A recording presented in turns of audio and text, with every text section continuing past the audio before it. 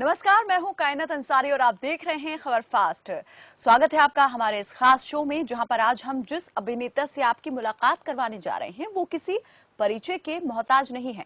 बॉलीवुड की कई सुपरहिट फिल्मों में वो अपनी दमदार अदायगी से लोगों के दिलों में अपनी खास पहचान बना चुके हैं। जी हाँ, आज हम आपकी मुलाकात परवीन डबाज से करवाने जा रहे हैं, जिन्होंने मॉनसून वेडिंग से अपने फिल्मी करियर की शुरुआत की थी। उसके बाद उन्होंने दक्षिण भारतीय फिल्मों में भी अभिनय किया। बतौर निर्देशक भी परवीन डबाज ने फिल्म सही धंधे गलत बंदे निर्देशित की, जिसे दर्शकों और क्रिटिक्स ने बेहद सराहा। फहरिस्त बहुत लंबी है, जिक्र करेंगे तो वक्त की कमी पड़ जाएगी, लिहाजा बिना देर किए मुलाकात करवा देते हैं आपकी। परवीन डबाज से हमारे साथ जुड़ गए हैं। सर, बहुत स्वागत है आपका हमारे साथ इस खास शो में जुड़ने के लिए। नमस्कार जी, थैंक यू सो मच जी। परवीन जी, हम आपकी जिंदगी से जुड़े हुए आज कुछ ऐसे पहलुओं को लेकर बात करेंगे जिनके बारे में बहुत कम लोग जानते हैं। जानकारी तो आपके बारे में कई जगह पर मिल जाएगी, लेकिन आज हम उस जानकारी के बारे में जानना चाहते हैं और अपने दर्शकों को उससे वाकिफ कराना चाहते हैं जिसे कोई नहीं जानता हो। तो सबसे पहले तो मैं आपसे यही जानना चाहूंगी, दिल्ली में आप जो है आपकी पैदाइश हुई, दिल्ली में पढ़े बढ़े, एजुकेशन आपने दिल्ली से ली, तो दिल्ली से मुंबई तक का ये सफर जो है कैसे तय किया, क्या सोचा था, क्या स्कूलिंग टाइम में ही आपने डिसाइड कर लिया था अपने करियर को लेकर? उसमें एक छोटा सा बीच में भी एक कहानी है। मैं एक्चुअली बड़ा हुआ पैदा हुआ गांव में जी। और 3-4 साल का था जब हम लोग 10 साल के लिए टोरंटो शिफ्ट हो गए थे। जी। तो 3 से 13 साल तक मैं टोरंटो में था और फिर वापस हम दिल्ली शिफ्ट हो गए और दिल्ली में मैंने अपना स्कूल कॉलेज सब खत्म किया और कॉलेज के फाइनल ईयर में मैंने डिसाइड किया कि एक्टर बनना है।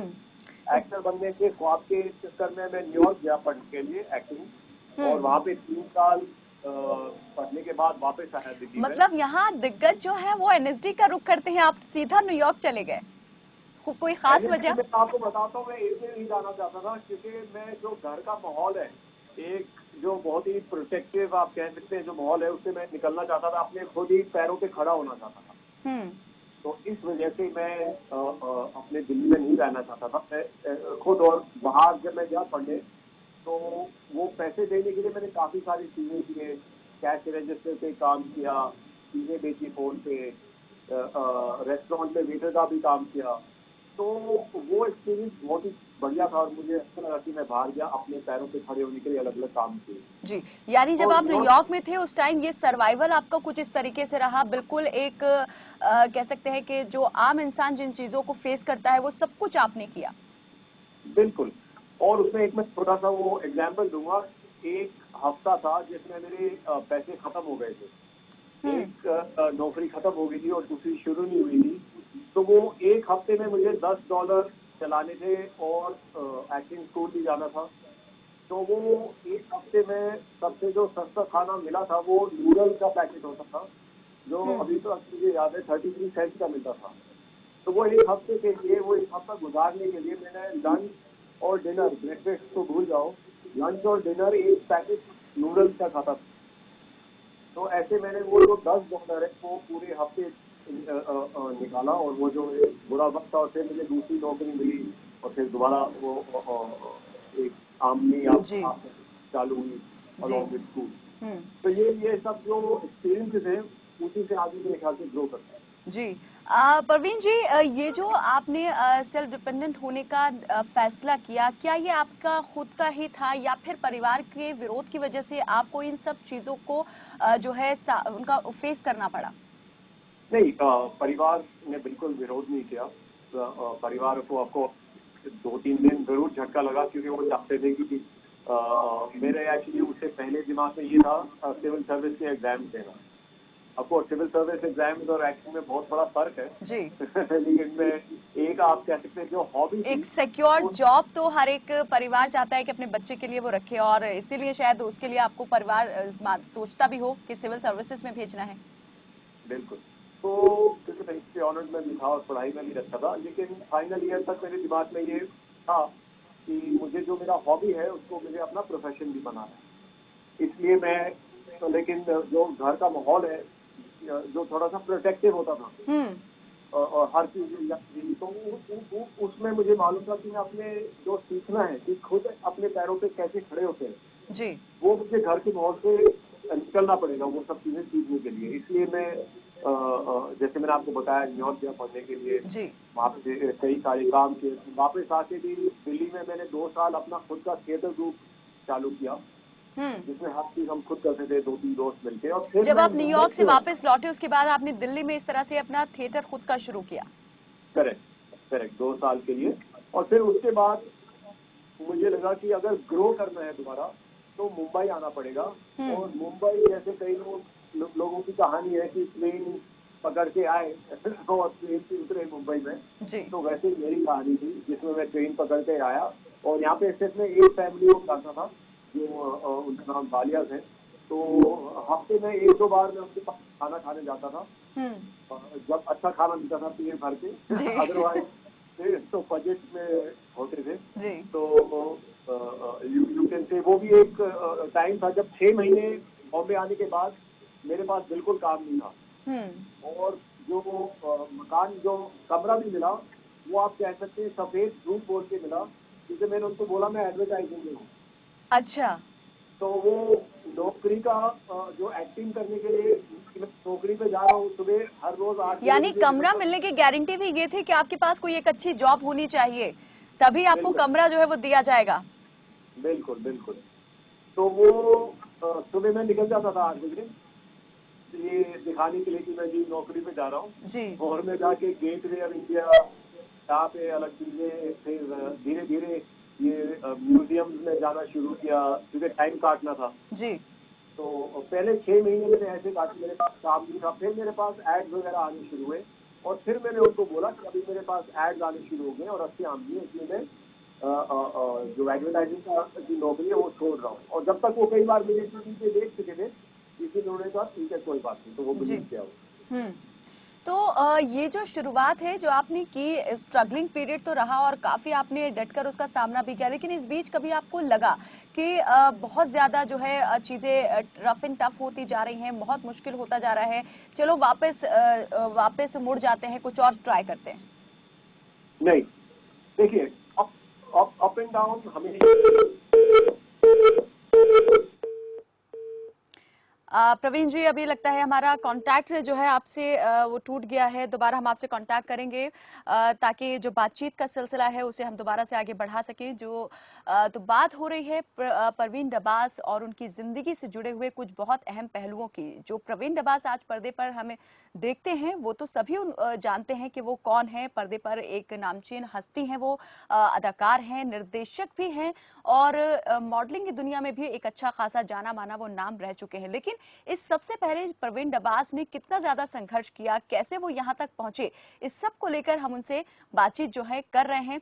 और आज जो है अपनी मेहनत के बलबूते, अपने स्ट्रगल के बलबूते ही उन्होंने एक अलग मुकाम जो है वो हासिल कर लिया है। कई मूवीज में यहाँ पर वो जो है दिखाई दे चुके हैं, चाहे बात खोसला का घोसला मूवी की बात हम कर ले यहाँ पर, या फिर मैंने गांधी को नहीं मारा, इस तरह के कॉन्सेप्ट्स पर भी वो काम कर चुके हैं। तो दर्शकों के बीच में एक जाना पहचाना वो चेहरा आज है।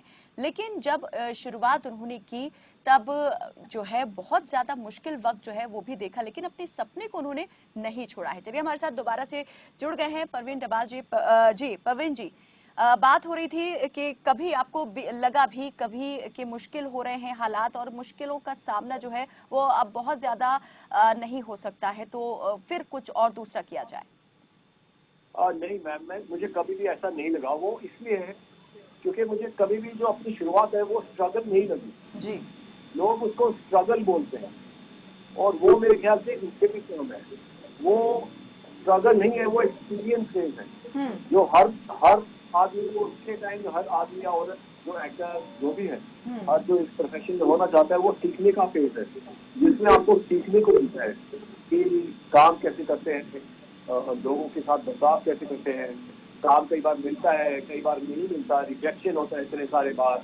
और अगर आपको लगता है कि आप अच्छे नहीं हो या आपके अंदर नहीं है वो काबिलियत 1 साल के बाद, तो फिर आपको सोचना पड़ता है। लेकिन मेरे दिमाग में हमेशा अफकोर्स ये था क्योंकि एक सेल्फ बिलीफ बहुत, एक सेल्फ कॉन्फिडेंस काफी था, तो कभी भी ये नहीं था कि वापस जाना है। ये था कि अगर मैं 20 रुपए की थाली भी खाता तो मुझे मजा आता।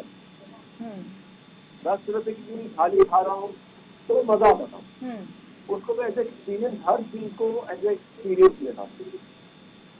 बिल्कुल, ये बिल्कुल उसी तरह से कह सकते हैं कि रहा कि जैसे आग में सोना जैसे तप तप कर कुंदन बनता है, उसी तरह से आपने भी अपने आप को उस भट्टी में जो है पूरी तरह से झोंका, और उसके बाद आज हम देख रहे हैं कि उसका रिजल्ट जो है वो किस तरीके से निकल कर आया।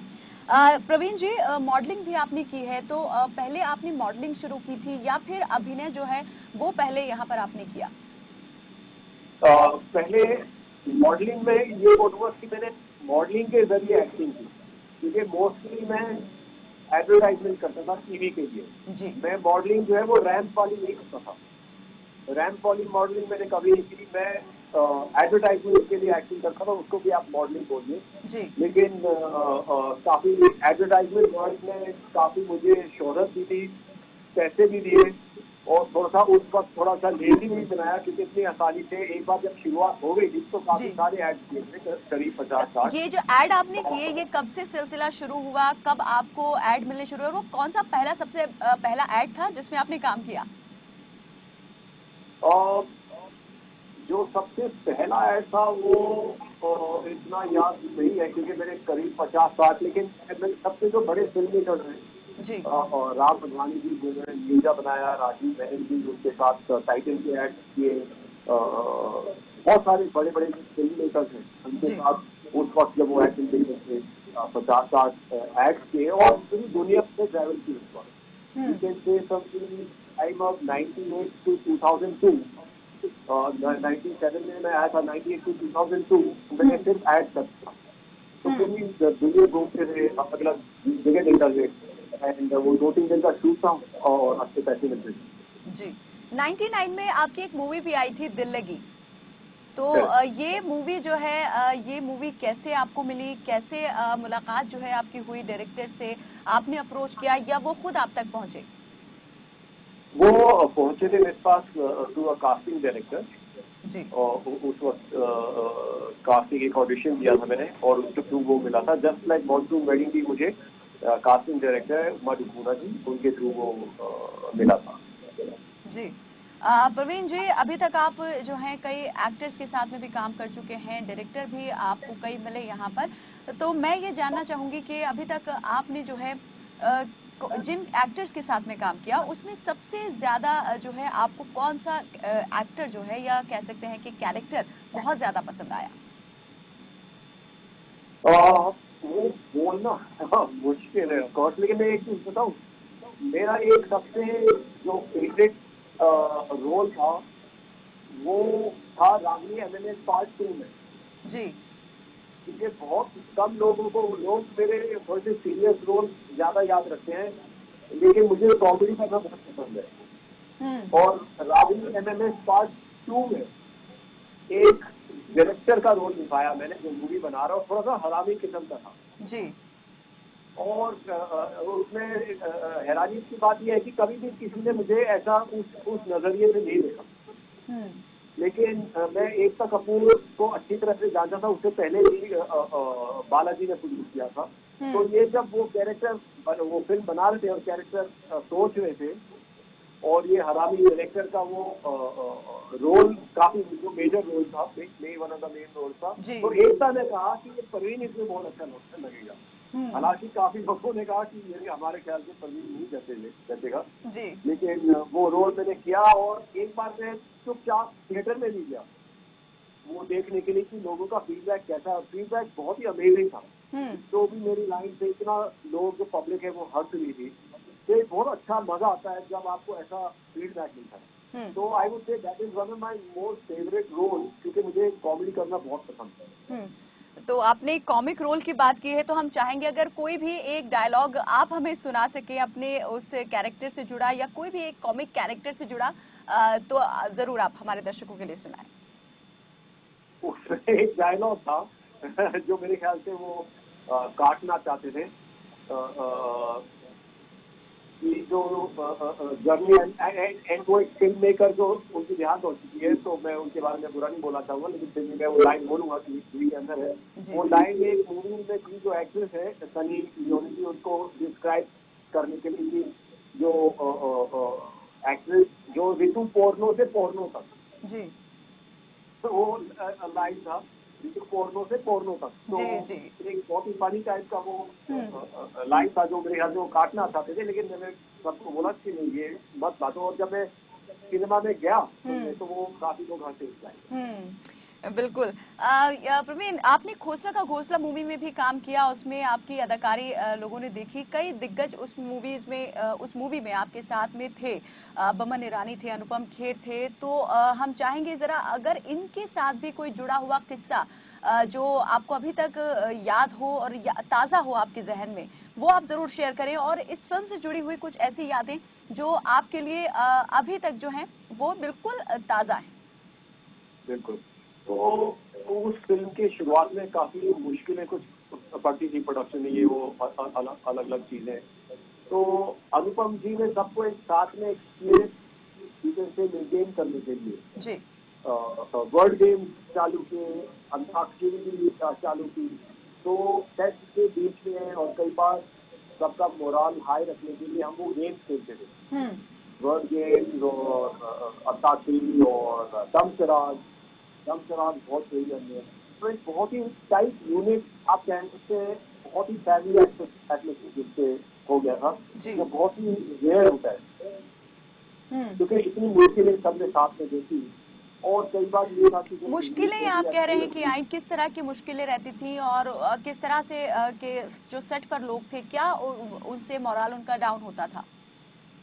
कुछ उसमें प्रोडक्शन प्रॉब्लम्स थे फिल्म के बीच में, जिसकी वजह से ये था कि बनेगी या नहीं बनेगी फिल्म होगी। अच्छा, ये तो भी मेरे मतलब ख्याल ऐसा से भी था कि बनेगी या नहीं बनेगी? बिल्कुल। तो अनुपम जी का बहुत बड़ा हाथ था सबको एक साथ में मोराल ऊपर रखने का। जी और कविता जी जो प्रोड्यूसर हैं, उनका बहुत बड़ा हाथ है कि ये फिल्म फाइनली रिलीज हुई, क्योंकि कुछ राइट्स के इश्यू थे जिसकी वजह से ये बनने के 1-2 साल बाद ही हुई। लेकिन सविता राज हिरेमठ जो प्रोड्यूसर है, मैं बोलूंगा बहुत ही स्ट्रॉन्ग लेडी है, और उन्होंने ये सब चीजों को सॉर्ट आउट किया, फाइनली यूटीवी के साथ रिलीज करवाया। हिंदी सिनेमा के साथ साथ आपने दक्षिण के सिनेमा में भी काम किया है, तो हिंदी से दक्षिण की तरफ रुख आपका कैसे हुआ और कितना मतलब डिफरेंस आपने देखा दोनों जगह पर काम करने में? दक्षिण की तरफ मैं इसलिए गया क्योंकि उस वक्त काफी सारे लोग एक्टर वहाँ पे काम कर रहे थे, और मुझे लगा कि अब मुझे मौका मिलेगा तो मैं भी जाऊंगा। तो मुझे मौका मिला, मैंने वहाँ पे 3 फिल्में की, लेकिन पहली मलयालम थी। लेकिन मैं एक चीज बताऊंगा कि उससे मुश्किल काम जी और कोई नहीं है, दक्षिण सिनेमा में काम करना मलयालम सबसे मुश्किल है यानी कि? बहुत बहुत मुश्किल है, क्योंकि वो जो बोलते हैं, जो मलयालम में तो कई ऐसे शब्द हैं जी जो आपका निकालना, मुंह से निकालना मुश्किल होता है। तो मैं क्या करता था, मैं फर्रे बनाता था, हर डायलॉग के फर्रे बनाता था और हर अलग अलग जगह पर रखता था। तो कभी इस तरफ देख के पढ़ तो लेता था, यानी कि दिखाता था आपके कि जो मैं एक्टिंग कर रहा हूँ। डायलॉग थे वो आपने खुद ही यहाँ पर डिलीवर किए, कोई यहाँ पर जो डबिंग एक हम देखते हैं वो यहाँ नहीं रही? डबिंग दूसरे आदमी आर्टिस्ट करते थे, लेकिन वो होस्ट मैच होने चाहिए। जी जी। तो उसकी वजह से वो लाइन तो मालूम होना चाहिए और वो लाइन ठीक तरह से निकलनी चाहिए। तो क्या आपने तो कुछ उसकी सीखी वजह से इसके लिए, अपने उस रोल के लिए मलयालम सीखी थी या फिर बस आप फर्रों के भरोसे थे? नहीं, वो रटना पड़ता था। तो वो एक रात पहले जब डायरेक्टर और उनके असिस्टेंट आए और उन्होंने मुझे समझाना शुरू किया, तो मेरा तो ऑलमोस्ट आप कह सकते हैं कि मुझे लगा मैं कहाँ फंस गया, ये मेरे से नहीं होगा।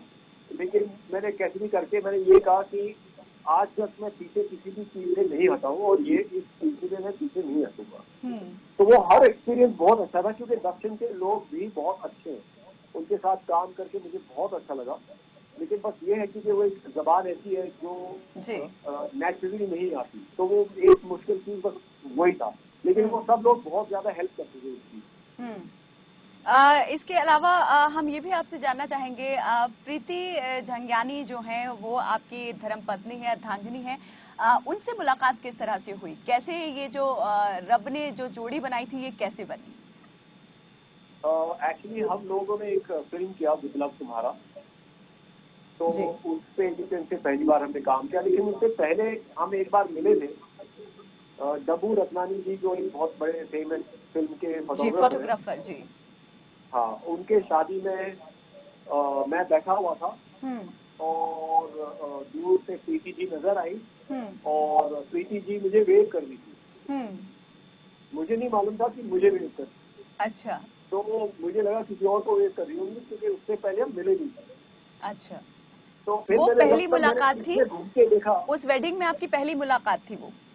हाँ, तो मैंने पीछे घूम के देखा, मैंने कहा किसको वेव कर रही है, तो मेरे पीछे दीवार था।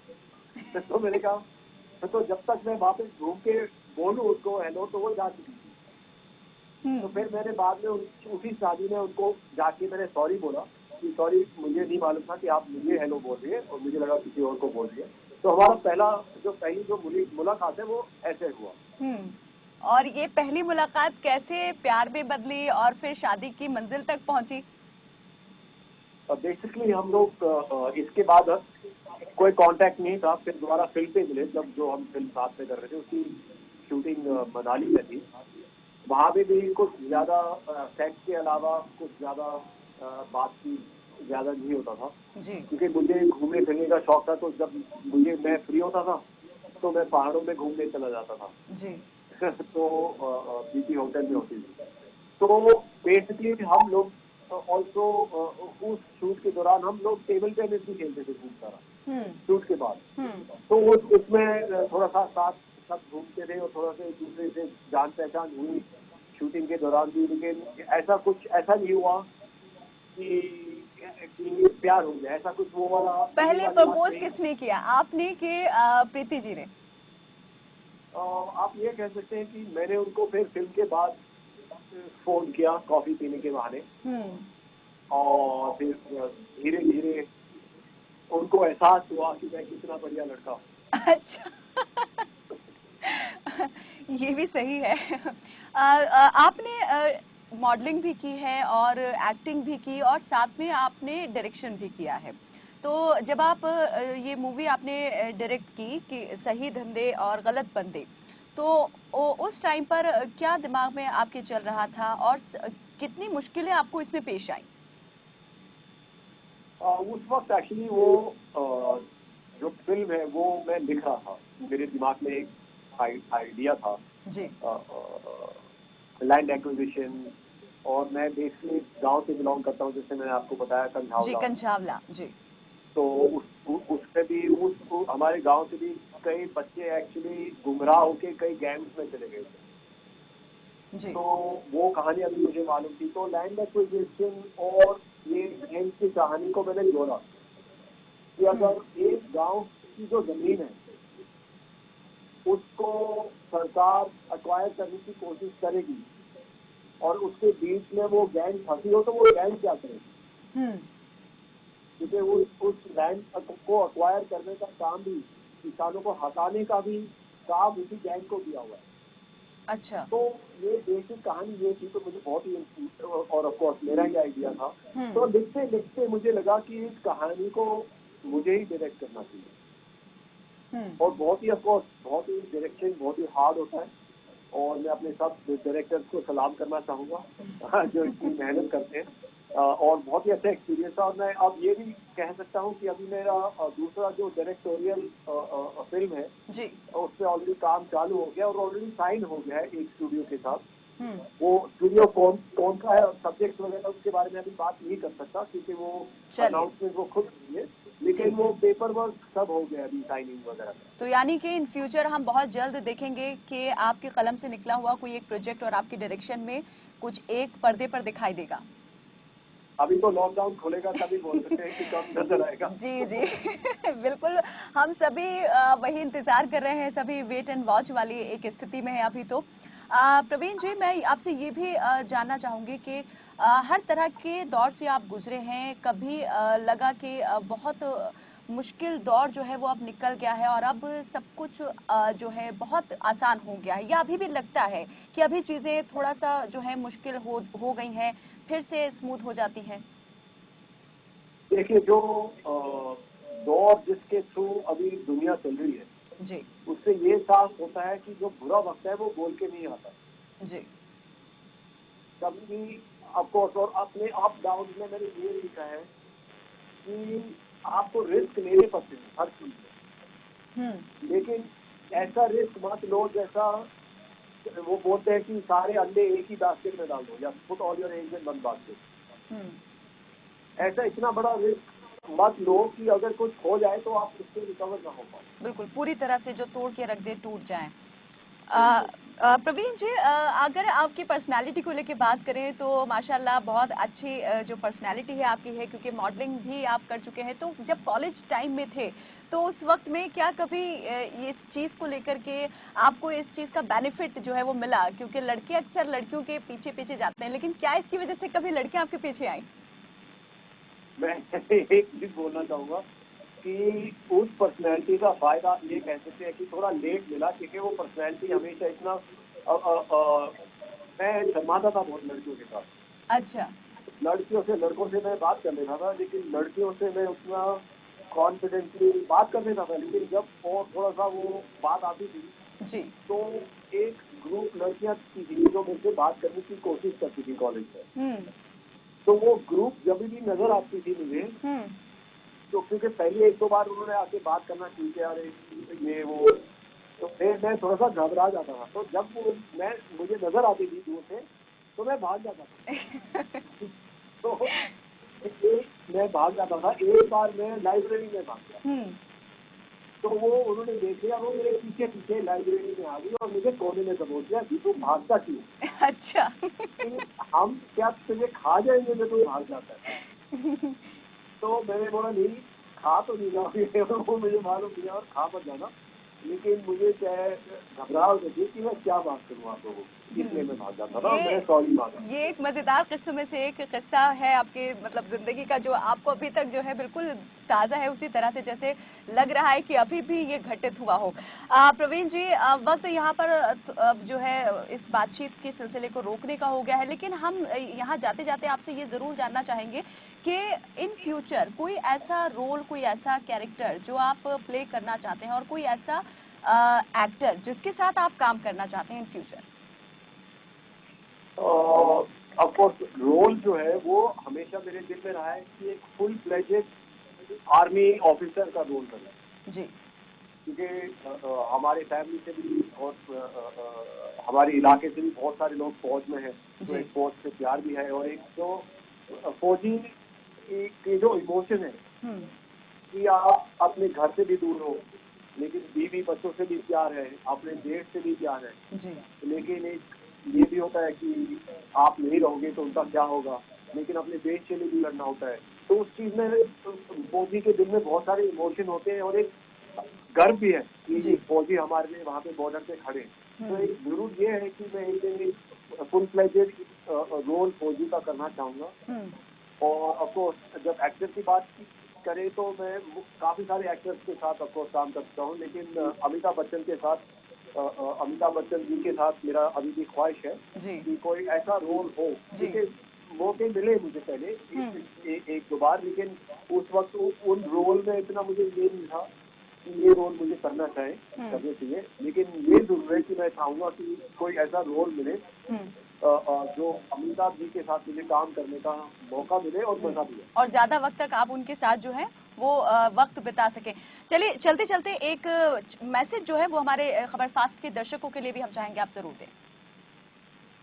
मैं ये कहना चाहूंगा कि ये जो दौर है बहुत ही मुश्किल वाला दौर है, लेकिन हमेशा आप ये सोचिए कि आप देश के लिए अच्छा काम क्या कर सकते हैं इस दौर में। जी। ज्यादा क्रिटिसाइज करने की, हर चीज में कमी निकालने की कोशिश मत कीजिए। हर चीज परफेक्ट नहीं हो सकती। आप ये देखिए कि आप क्या कर सकते हैं और आप देश के लिए अच्छा क्या कर सकते हैं। अपने सब साथ में आपके जो है सोसाइटी में, दिल्ली में, उनको अच्छा एडवाइस कीजिए हमेशा। अपने फैमिली को भी, अपने फैमिली को सुरक्षित रखिए, लेकिन ये याद रखिए हमेशा कि आप देश के लिए अच्छा काम क्या करते हैं। बिल्कुल, पहले अपनी जिम्मेदारी यहाँ पर हमें समझनी होगी और उसे निभाना भी होगा। बहुत शुक्रिया, बहुत बहुत शुक्रिया परवीन डबाजी हमारे साथ इस तमाम चर्चा में जुड़ने के लिए और अपनी लाइफ से जुड़े हुए इतने अहम और इंटरेस्टिंग किस्से जो हैं हमारे साथ शेयर करने के लिए।